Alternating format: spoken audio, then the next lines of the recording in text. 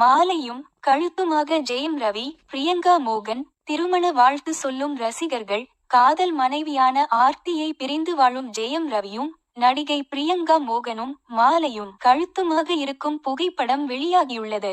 அதை பார்த்த ரசிகர்களோ happy married life என்று வாழ்த்துகிறார்கள்.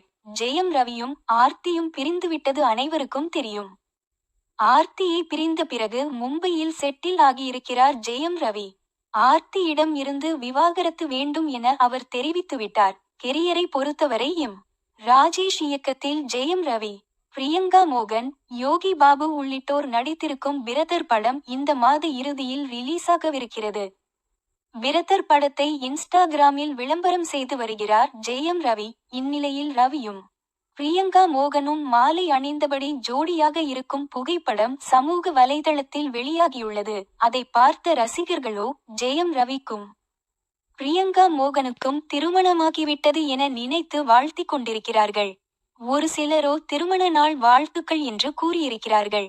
அவசரப்பட்டு வாழ்த்த வேண்டாம். ஜெயம் ரவிக்கும் பிரியங்கா மோகனுக்கும் திருமணம் எல்லாம் நடக்கவில்லை. அது பிரதர் படத்திற்காக எடுக்கப்பட்ட புகைப்படம். வனிதா விஜயகுமாருக்கும் ராபர்ட் மாஸ்டருக்கும் அக்டோபர் 5ஆம் தேதி திருமணம் என்கிற ஸ்டில் வெளியாகி வைரலானது. அதை பார்த்தவர்களோ வனிதா அக்காவுக்கு 4வது திருமணமா, வாழ்த்துக்கள் என்றார்கள். ஆனால் அது மிஸ்டர் அண்ட் மிஸ்ஸஸ் படத்திற்கு விளம்பரம் தேட வெளியிடப்பட்ட புகைப்படமாக இருக்கும் என்று கூறப்படுகிறது. இருந்தாலும் திருமண புகைப்படம் குறித்து வனிதா எதுவும் தெரிவிக்கவில்லை. இந்நிலையில் பிரதர பட புகைப்படத்தை பார்த்துவிட்டு ஜெயம் ரவிக்கு மீண்டும் திருமணமாகிவிட்டது என பேசத் துவங்கிவிட்டார்கள். ஜெயம் ரவி தன் விவாகரத்தை அறிவித்ததில் இருந்து சமூக வலைதளங்களில் அது பற்றியே பேச்சாக உள்ளது. வீட்டில் வேலை செய்யும் ஆட்களுக்கு கொடுக்கப்படும் மரியாதை கூட தனக்கு இல்லை என்றார் ரவி. மேலும் ஆர்த்தி மட்டும் 3-4 வங்கி கணக்கு வைத்து செலவு செய்கிறார். ஆனால் எனக்கென்று ஒரு வங்கி கணக்கு கூட இல்லை.